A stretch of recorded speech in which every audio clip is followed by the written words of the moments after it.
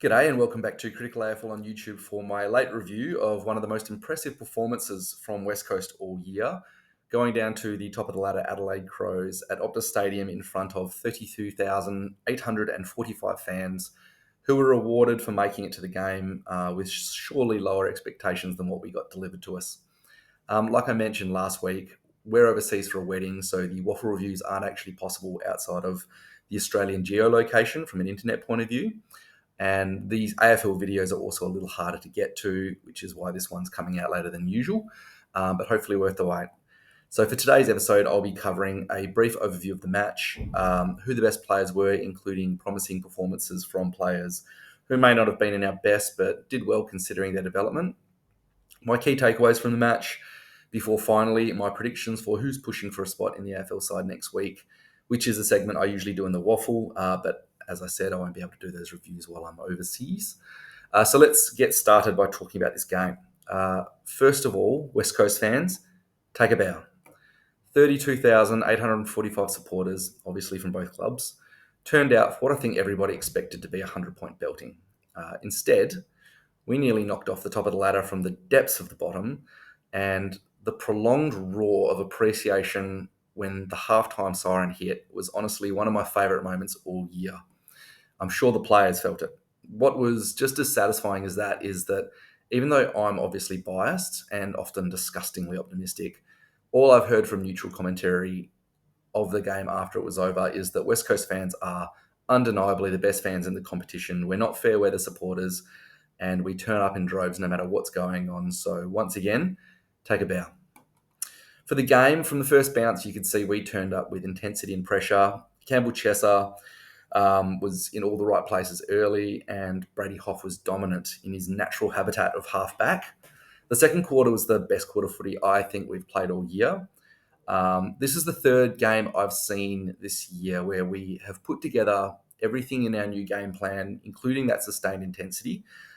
Interesting, by the way, the win against St Kilda wasn't one of those games. There was a loss to Collingwood, I think, and the other one was definitely against Geelong, who honestly looked like they played their best game of the year against us to avoid the upset. So I think it goes without saying, but we've all had a glimpse at where the club's headed, and there's clearly light at the end of the tunnel. We ran that game all the way through to the end. Even when they broke out by 3 goals in the last 10 minutes, we managed to peg one back, and I don't think Adelaide supporters would have felt safe at all day until probably maybe the 2-minute mark at the end, which is a very, very commendable effort from everybody. To our best players, and my number one player from last night was Tom McCarthy. He racked up a lot of his possessions taking kickouts, but also ran through the middle and was so damaging with his run and carry, just bursting through the lines at least a handful of times, and he was hitting targets with all his disposals. I personally think he's the best ball user in our side, which is such a freebie, getting that level of talent and skill and output from the mid-season draft. I almost feel like it makes up for some of the guys that we've had to retire early, draftees like Venables or even Shuey's career wrapped up a little bit sooner than I think, well, you compare to Collingwood, and they've still got Pendlebury and Sidebottom going, so blame it on the travel, but it does feel like we've got one back in him. His only weakness is that he doesn't break through tackles and contact yet, which is similar to Chesser, and that's a slight limitation when you're looking at those guys playing on the inside. But he's also got really elite awareness. So most of the time that ball will make it out if he can't, especially after a little bit more exposure through the middle, which I'm certain he's going to get. My next best player was Brady Hoff, probably off the back of being the best player on the field for the first half and still decent in the second. So it's similar to, I think, what I said about him in his game against Collingwood too, if my memory's right. Like I mentioned earlier, Hoff was back in his natural habitat, running off halfback, and putting a fair percentage of his time into Isaac Rankin as well as his rebounding.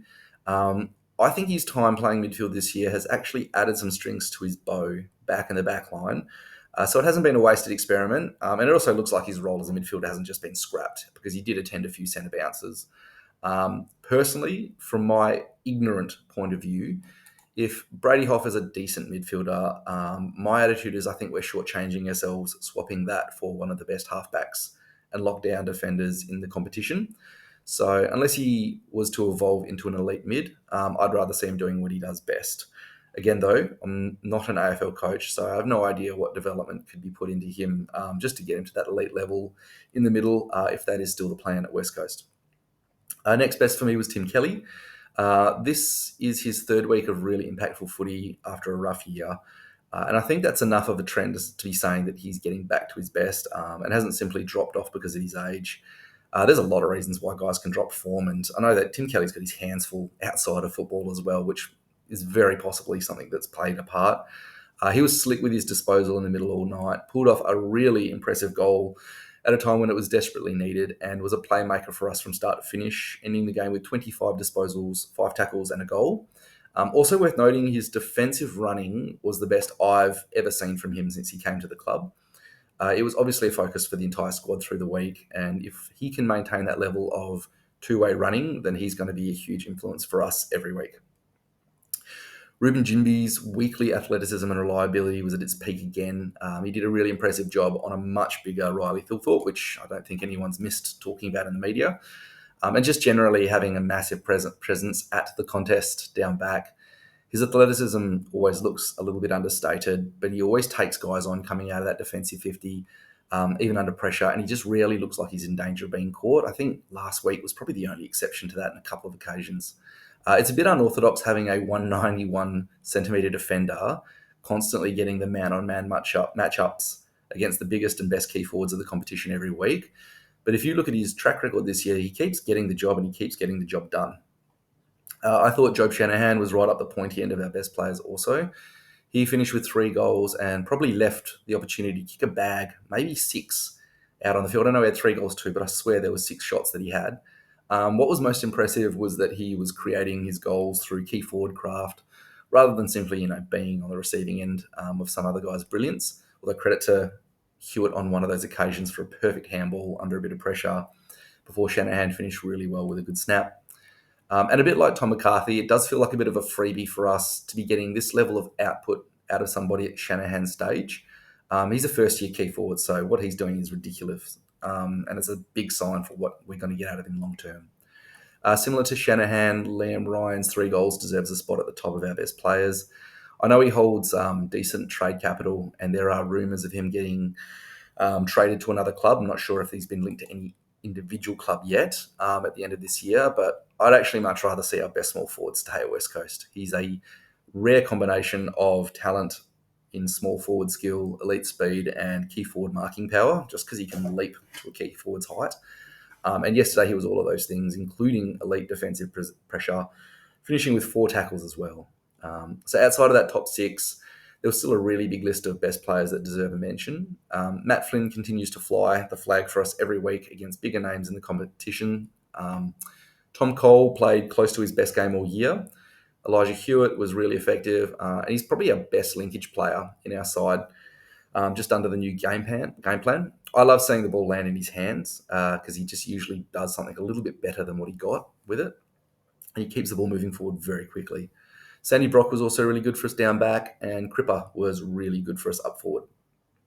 I thought the promising performances this week came from Campbell Chesser, who probably ended the game just a step outside of our best, but did a lot of really impressive work early in the game. He could have kicked 3 by half time, and as always, is a really elite user of the ball by foot over long distances, which I've said many times. The other one was Hamish Davis, who I'm going to put my hand up and admit he doesn't get a fair run on my radar from me. He's apparently had a reputation as one of our hardest trainers from the new draftees all summer and through the year. And he started using the ball really effectively under pressure yesterday. He laid really vice-like tackles. I think he had 7 tackles and kicked an excellent first goal for the club, which was great to see. And that pretty much brings me to my key takeaways. So my first key takeaway is that you can really see how dangerous the new game plan is going to be at West Coast. When that ball gets out, we're using something, it's slightly forward of the modern overlap handball system. So what I've noticed is most sides are giving the ball off to somebody at full pace coming up alongside them, which is the overlap system. And West Coast have a system of the ball carrier rushing the ball forward with pace and then finding a target forward of them with a handball within handball distance, which is different to the overlap handball style. The overlap handball style, I find, it draws an opponent flat-footed into the ball carrier who's at a standstill and then passes it off to some teammate who's moving at full speed. It's effective, but it does allow the zone to move.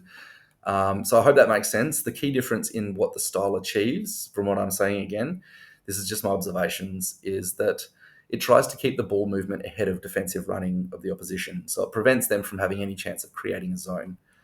The overlap handball style doesn't quite achieve that. It just achieves good, classy ball movement. It's not quite the same as chaos ball that Richmond was renowned for either, because it's not really all just knock-ons and just craziness. There is a method that I'm saying behind the madness, and it's probably not too far off the Orange Tsunami, but I think ours starts with more focus on defensive pressure, which I would imagine is a really hard combination to perfect. I mean, we've been 1 year in, and we're really starting to see a few games emerge with that new plan. All we need is a slight improvement in the class and composure of our players just as they develop, and I think we'll be playing a brand that we showed last night more and more often next year. And once those tiny mistakes that bring the ball movement undone starts to disappear from our inexperienced players, I think it's going to look really good next year. My other key takeaway is something I mentioned in my big wrap of Brady Hoff in the best players, which is that I personally hope that this midfield experiment is going to roll back and we get him back with the defensive line. I do admit on a longer timeline, like I said, I could be completely wrong on this call since I don't really have any idea what work goes into the midfield development during the week. But for me, he's just too valuable in the back line, and we do have midfield reinforcements on the way next year anyway. Anyway, that just leaves my predictions for next week. Like I said, this is a segment that usually goes with my waffle reviews, and since I can't watch the waffle matches overseas, I'm probably not speaking with as much authority on who I think will come in as usual. However, just looking at the stats and the feedback, as well as our availability, I think Harry Edwards looks set to walk back into the side after missing as a test this week. By all accounts, Tyrell Jawar was our best on ground in the waffle, and he'll be looking to force his way into the side somewhere against a really fast-running Bulldogs. Noah Long had his best game all year with 17 disposals and 3 goals. So like Jawar, he could be looking to force an opening up forward. And otherwise, Bailey Williams could be a chance if Flynn pulls up sore from that calf cork, although that was early in the game and he ran it out really well. So it didn't look like a problem by fourth quarter. So that could not be the case, but it could also. Otherwise, as always, thanks for tuning into this review. To anyone watching who isn't already a subscriber, please consider subscribing to the channel. It's still a really new channel, and all of the new and existing subscribers do make a massive difference to making the ability to justify the time that goes into these reviews possible. If you are a subscriber to the channel, then I look forward to seeing you all again next week for my review of our second last game of the season against the Dogs at Marvel. So cheers until then.